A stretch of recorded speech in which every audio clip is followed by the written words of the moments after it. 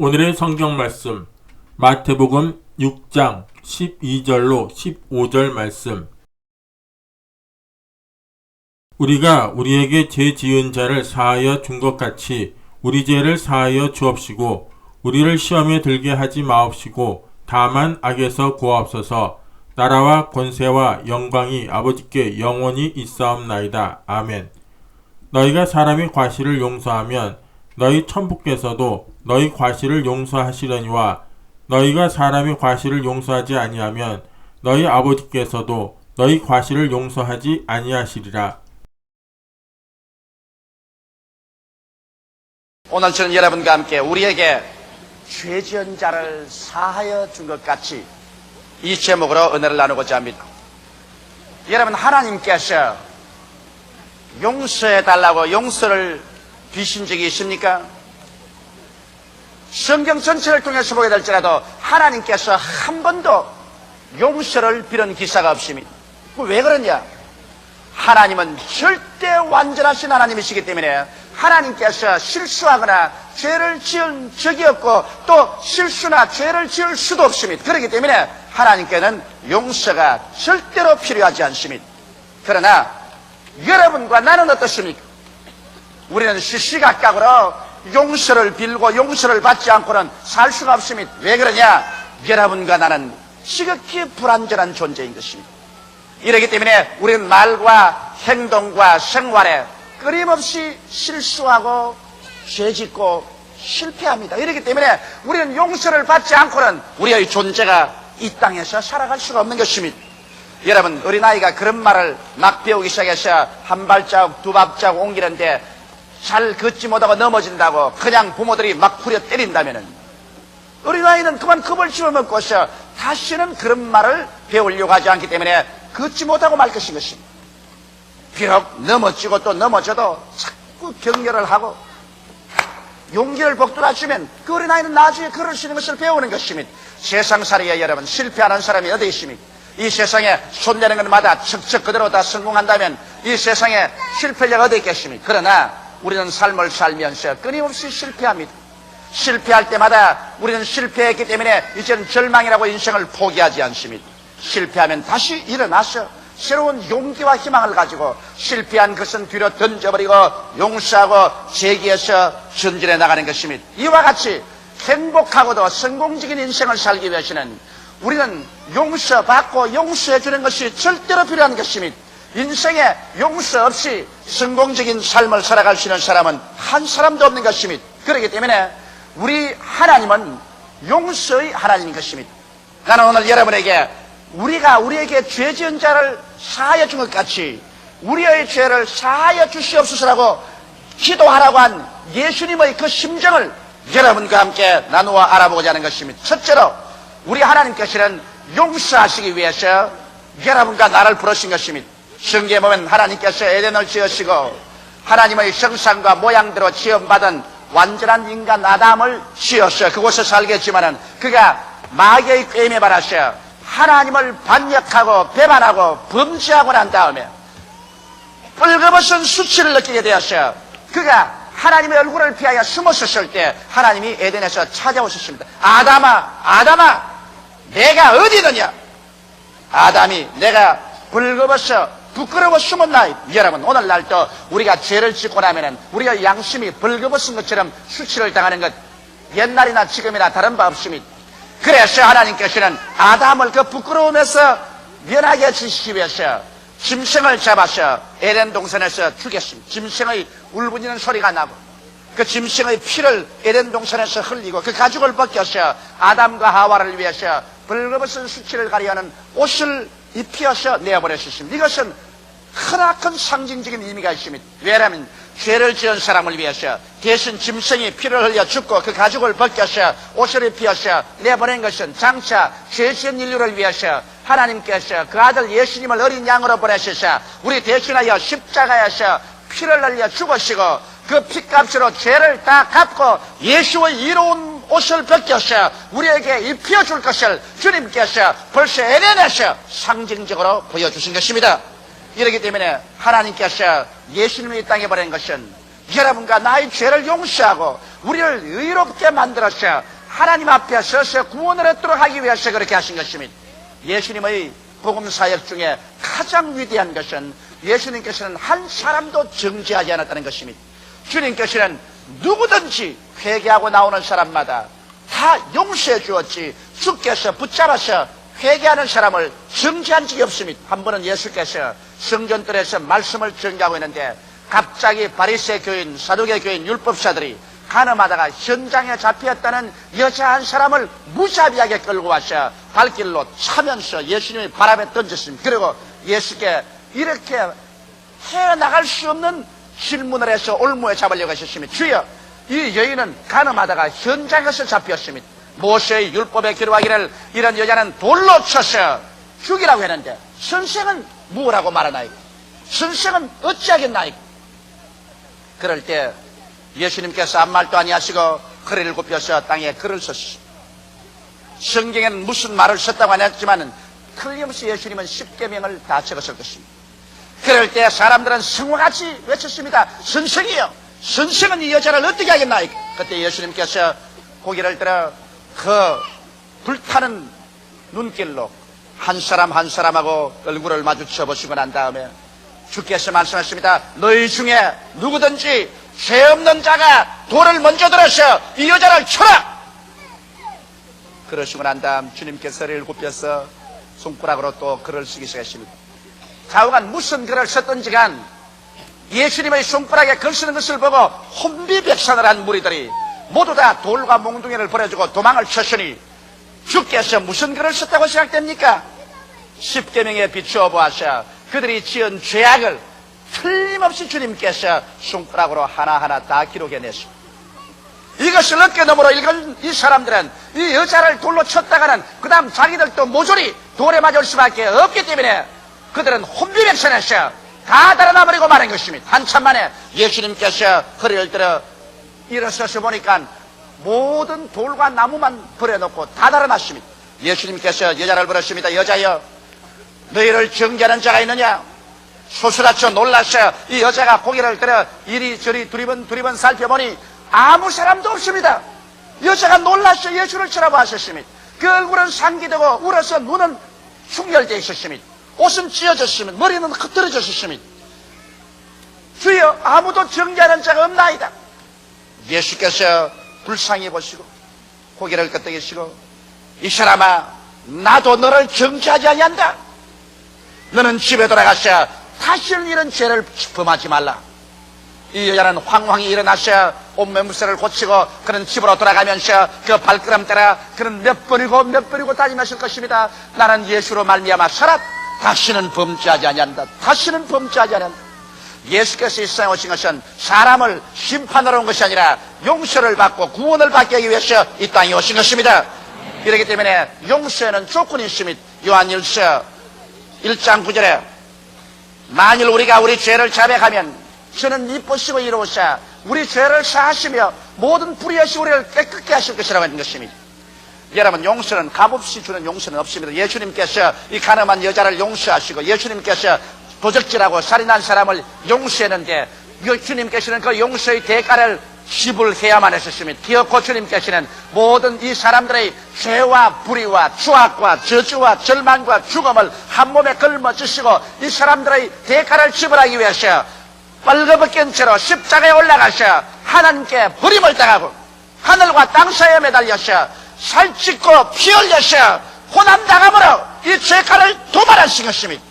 성경에는 죄가 찔리면 우리 허물을 인하며 죄가 상하면 우리 죄악을 인함이라. 죄가 징계를 받음으로 우리가 평화를 누리고 죄가 채찍에 맞음으로 우리가 나음을 입었더라. 우리는 다 어린 양같이 그릇 행하여 각기 제 길로 갔거늘 여호와께서는 우리 무리의 죄악을 저에게 담당시겠다고 기록하고 있는 것입니다. 용서에는 대가가 있습니다. 예수님은 자기의 생명을 부어 모든 죄의 대가를 지불하는 가장 힘들고 고통스러운 대가를 주께서 지불하셨습니다. 하나님에게 버림받는 그 비극적인 것을 주님께서는 체험했던 것입니다. 이와 같이 해서 우리 하나님께서는 어린 양 예수 그리스도의 그 고통을 십자가에 매달린 고통을 대가로서 그 피 흘린 대가로서 인류의 죄를 용서하시고 그리스도의 의로운 옷을 벗겨서 오늘 회개하고 주님을 믿는 사람마다 용서하고 구원하는 것입니다. 죄를 지었음에도 불구하고 못났음에도 불구하고 버림을 받아야 마땅함에도 불구하고 죄 지은 그대로 못난 그대로 회개만 하고 나오면, 그리고 예수를 구주로 믿기만 하면 하나님께서는 용서하여 주시는 것입니다. 과거를 묻지 아니하시고 과거의 죄에 대해서 논란하지 아니하십니다. 그리스도의 피는 기운 같은 것을 흰눈같이, 기름 같은 것을 양털같이 희게 씻어주는 것입니다. 이러므로 오늘 하나님께서는 용서하는 하나님인 것입니다. 예수 그리스도 안에서 우리 한 사람 한 사람 우리를 심판하고 멸하려고 하지 않으시고 어찌한지 회개시켜서 용서받게 하려고 오늘 성령으로 이 가운데 역사하시는 것이 바로 우리 하나님의 역사인 것입니다. 둘째로, 우리가 이제 예수를 믿고 용서를 받았으면 계속 그 용서 안에서 살아야 되는 것입니다. 우리가 한번 주님께 과거와 현재와 미래의 모든 죄를 용서받았습니다. 이제 계속 우리는 용서 안에서 살고 더 깊은 용서 속에 들어가서 하나님께 더 가까이 나가야 되는 것입니다. 그러기 위해서는 어떻게 해야 될까요? 나와 이웃과의 관계에 있어서 계속해서 용서를 해줘야 되는 것입니다. 성경 예수께서 성경에 우리가 우리에게 죄전 자를 사하여 준 것 같이 우리의 죄를 사하여 주옵시고라고 가르쳤습니다. 이것은 죄인들에게 가르친 것이 아니라 이미 예수를 믿고 구원받은 제자들에게 이와 같은 기도를 늘 하라고 하는 것입니다.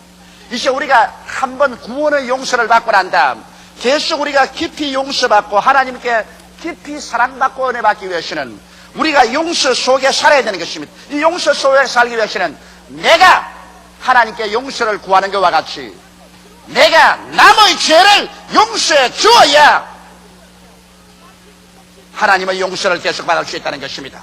이것이 우리에게 힘든 일입니다. 그러나 이제는 예수 믿는 사람은 내가 계속 하나님께 용서를 받고 하나님의 은혜를 입고 성령의 역사를 받기 위해서는 계속 우리의 이웃을 용서해야 됩니다. 남편을 계속 용서해야 됩니다. 아내를 계속 용서해야 됩니다.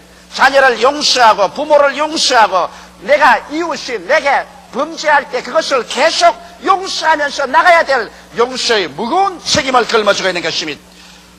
마태복음 18장 23절로 35절에 보면 예수께서 여기에 대한 놀라운 비유의 말씀을 하셨습니다. 어느 한 임금이 계셨는데 그 임금이 한 부하에게 1만 달러 돈을 빌려줬습니다.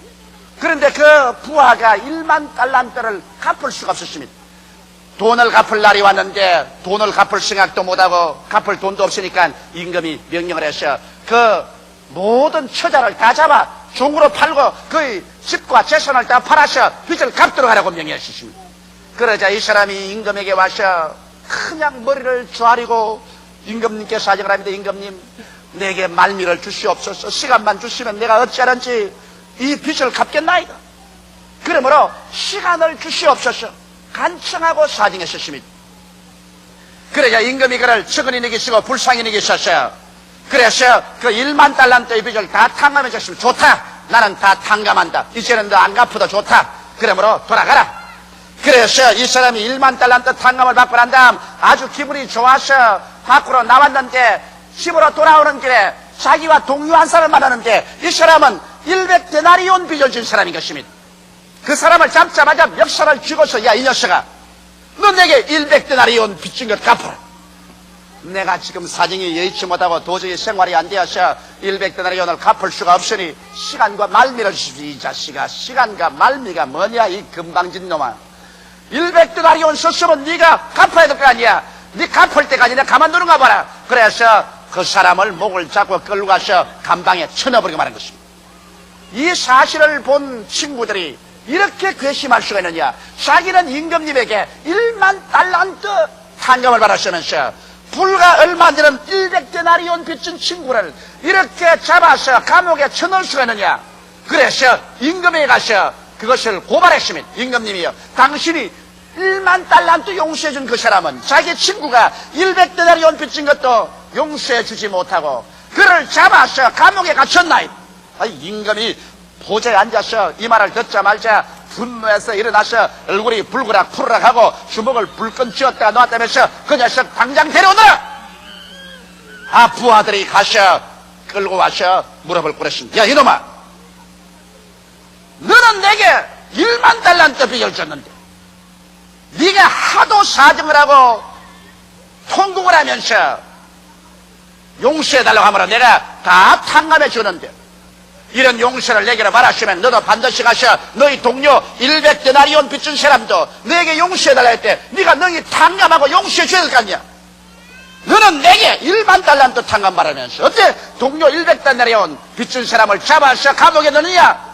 이 악한 놈을 잡아서 옥에 넣어서 1만 달란트 다 갚을 때까지 고통을 주어라.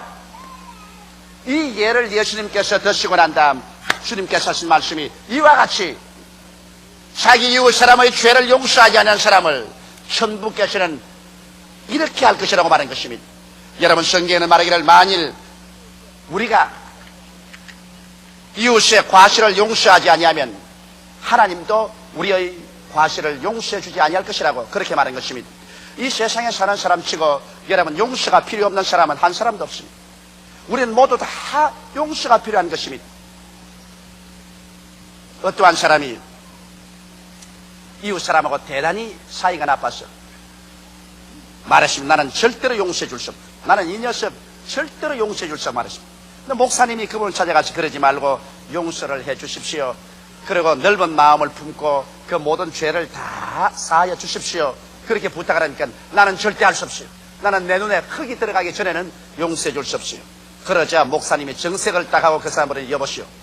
그러면 오늘부터 시작해서 당신은 다시 죄 지을 권리가 없습니다. 왜 그래요? 당신은 지금 오늘부터 죄 지으면 하나님께 용서를 받아야 됩니다. 그런데 당신은 당신에게 죄 지은 자를 눈에 흙이 들어가도 용서해 주지 못하겠다 하면서 당신은 이제 죄를 짓는다면 누구에게 용서를 받을 것이요? 그러므로 오늘부터 당신은 하나님처럼 살아야 됩니다. 절대로 죄를 짓지 않고 살아야 됩니다. 그 말을 듣자 이 사람이 아주 소름이 끼치고 죄 안 짓고 살 수 있는 사람은 하나도 없다는 것을 알았기 때문에 거기에서 깨어져서 목사님 내가 잘못했습니다. 내 이웃의 죄를 용서해 줍니다. 그렇게 회개했던 말을 제가 그래서 읽어본 적이 있는 것입니다. 여러분 이 세상에 살면서 하나님 이외에는 완전한 사람이 아무도 없어요. 하나님은 용서가 필요 없어요. 하나님은 죄 짓는 것도 없고 실패도 하지 않습니다. 그러나 사람은 끊임없이 죄를 짓고 용서합니다. 여러분 주위의 자연 환경을 보십시오. 천재지변이 일어나서 산사태가 무너지고 혹은 전쟁으로 말미암아 온 들과 산이 불탔다고 할지라도 세월이 흘러가면 자연은 용서합니다. 그것을 꾸짖고 그것을 그대로 황망한 내버려두지 않고 자연은 용서해서 그곳에 다시 풀이 나게 하고 그곳에 나무가 나게 하고 이런 모를 꽃이 피게 하고 그래서 그 상처 입은 것을 용서해서 아름답게 치료해 주는 것입니다. 자연도 상처 입은 것을 치료하거든 하물며 사람들이 서로의 죄를 용서하고 그 상처를 치료할 줄 모른다면 이 사람은 절대로 하나님 앞에 용서받을 수 있는 자격이 없는 것입니다. 이러므로 오늘 이 시간 여러분께서 만일 내가 남편을 용서해 줄 수 없다, 나는 내 아내를 용서할 수 없다, 나는 우리 부모를 절대로 용서할 수 없다, 이런 마음에 원한이 있으면 여러분께서 용서해 주지 못하는 것만큼 여러분은 이제 죄 지을 권한이 없습니다. 여러분은 절대로 죄 짓지 말고 하나님과 같이 영광스럽고 이롭게 살아야 되는 것입니다. 왜? 내가 이웃을 용서 안 하면 하나님께서도 나를 용서하지 아니할 것이기 때문인 것입니다. 이 세상에 한평생 살면서 우리들은 끊임없이 죄의 용서를 받습니다. 주님께서 십자가에 못 박여 피를 흘린 것은 과거나 현재나 미래의 죄를 법적으로 주님 다 용서해버린 것입니다. 그러나 현실적으로 우리가 용서를 체험하고 하나님 품에 안겨서 하나님의 사랑을 받기 위해서는 매일매일 같이 우리는 용서를 받아야 되는 것입니다. 내가 가끔 전도하면 사람들이 이런 말합니다. 아유, 나는 지금 죄를 많이 지어서 교회 나갈 수가 없어요. 아직 팔팔 젊고 세상에 나가서 사업도 하고 일을 해야 되니 자꾸 죄를 짓잖아요. 그러므로 이제 나이가 좀 늙어가지고서 기력도 다 쇠하고 이제 세상살이에도 좀 은퇴를 하고 난 다음에 집에 들어앉으면 그때 죄 좀 적게 지을 때 그때 교회 나겠습니다. 여러분 죄를 적게 지은 사람이 교회에 나온다는 이론이 어디 있습니까? 교회는 천당 목욕탕입니다. 목욕탕이라는 것은 때 없는 사람은 목욕탕에 올 필요가 없어요. 때가 없는데 왜 목욕탕에 나와요? 때가 많은 사람이 목욕탕에 나와서 목욕을 하고 때를 씻고 난 다음 몸이 깨끗해지는 것이죠. 그러므로 교회라는 것은 바로 죄가 많은 사람이 오는 것이 교회인 것입니다. 이렇기 때문에 예수님께서 주님 앞에 나올 수 있는 자격자를 선정할 때 수고하고 무거운 짐진 자들아 다 내게로 오라. 내가 편히 너희를 쉬게 하려고 했으므로 인생에 수고하고 무거운 짐진 자들을 보고 교회에 나오라고 말하셨습니다. 그 다음 주님께서는 또 건강한 자에게는 어원이 쓸데없고 병든 자에게라야 쓸데있느니라고 하셨어요. 병이 들어서 고생하는 사람 보고 교회 나오라고 하셨습니다. 그 다음 또 주님께서 말씀하는 것은 내가 온 것은 의인을 불러 구원하러 온 것이 아니라 죄인을 불러 구원하러 왔노라. 그래서 죄인을 주님께서 교회에 나오라고 한 것입니다. 이러므로 교회에는 모조리 짐진 사람, 그렇지 않으면 병든 사람, 그렇지 않으면 죄인들이 교회에 나오는 것이기 때문에 교회 처음에 나오면 복잡합니다. 사람들은 말하기를 교회에 나오면 전부 하나님의 백성이고 전부 천사가 되어야 될 것인데 왜 교회가 시끄럽고 교회에 나온 사람들이 저 모양 저 꼴이냐 그렇게 말합니다. 그것은 몰라서 그렇습니다. 스스로 잘나고 훌륭한 사람은 교회에 안 나와요. 그러나 스스로 못난 사람들이 나와요. 수고하고 무거운 짐을 진 사람이나 병든 사람이나 그렇지 않으면 죄인들이 교회에 나오니까 자기 신세가 괴롭고 고통스러우니까 자기가 괴롭고 고통스러운 사람이 신경질을 잘 내요. 자기가 건강하고 좋으면 그렇지 않습니다.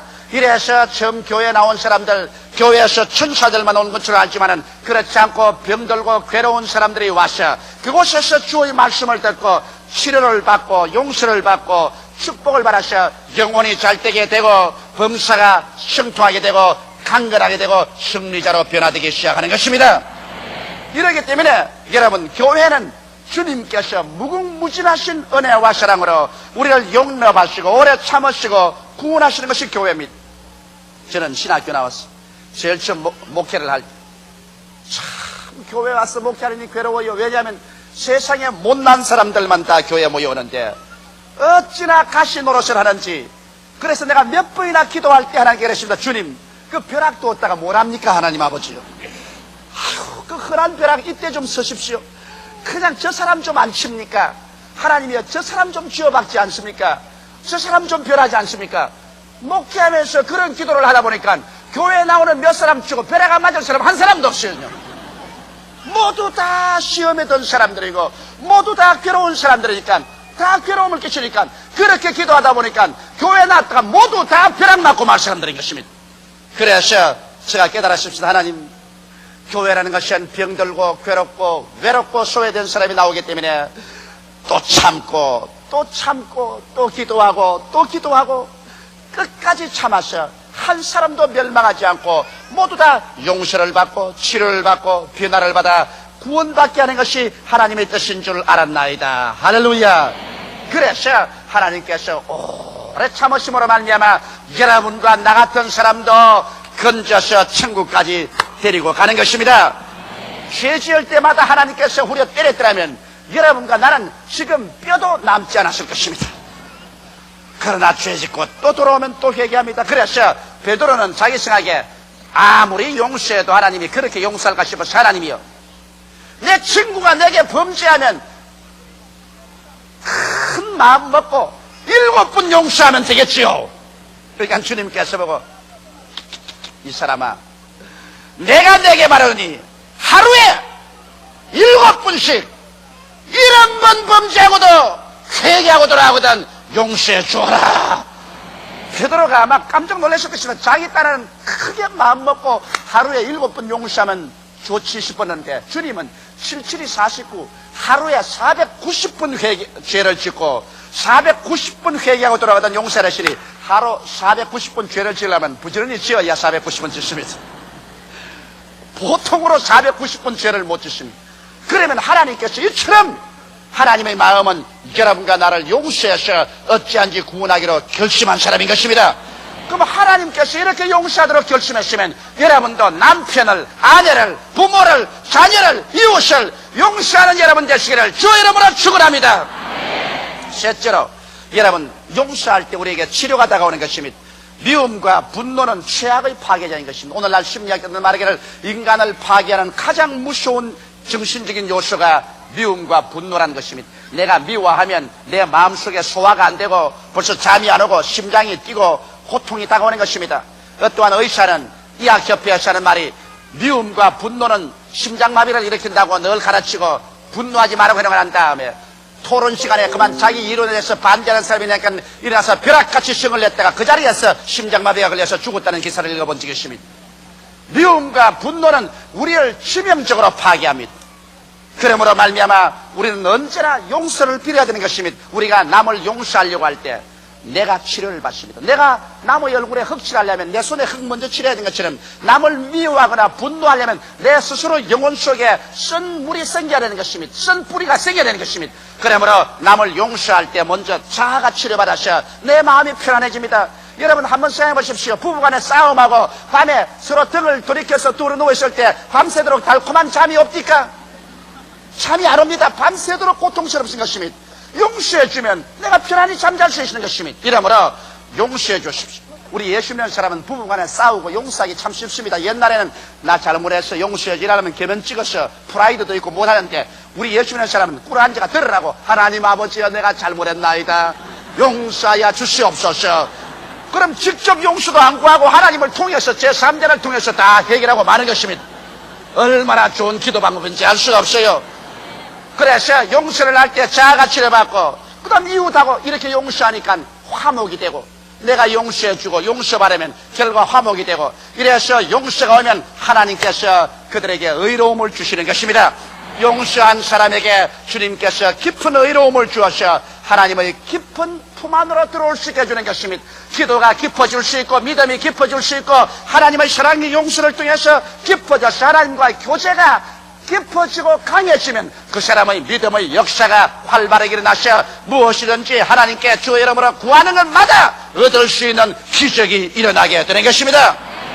용서는 용서받는 사람보다 용서하는 자가 희생을 감당하고 십자가를 걸머집니다. 용서받는 사람이야 간단히 받지만은 용서하는 사람은 괴로움을 무릅쓰고 용서해야 되기 때문에 용서하는 사람이 십자가를 걸머집니다. 그러나 용서만이 올바른 이해와 동정과 화평을 가져오고 그 결과 삶을 행복하게 하는 것입니다. 예수님의 십자가 고난을 통하여 용서받는 우리들은 믿을 때부터 이미 남을 용서해야 될義務를 지고 책임을 지고 태어나셨습니다.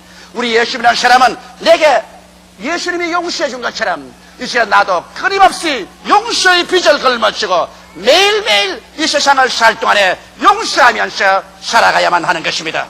기도드리겠습니다. 살아계신 우리 하나님 아버지, 주께서 죄를 짓고 불의하며 추악하고 버림을 받아야 마땅한 우리들을 용서해 주신 것처럼 이제 예수 믿는 우리들은 용서의 빚을 받았으므로 아버지여 만나는 사람마다 최선을 다해서 용서해서 구원할 수 있는 길을 걸어가도록 하여 주시옵소서. 마귀가 오는 것은 도적질하고 죽이고 멸망시키는 것뿐이지만은 하나님의 아들이 온 것은 양으로 생명을 얻게 하고 더 풍성히 얻게 하려 왔사오니 우리 아버지 하나님이시여 예수님과 손을 잡고 용서하고 오래 참음으로 말미암아 모든 사람이 구원에 이르도록 하여 주시옵소서. 예수님 이름 받들어 기도드리옵나이다. 아멘.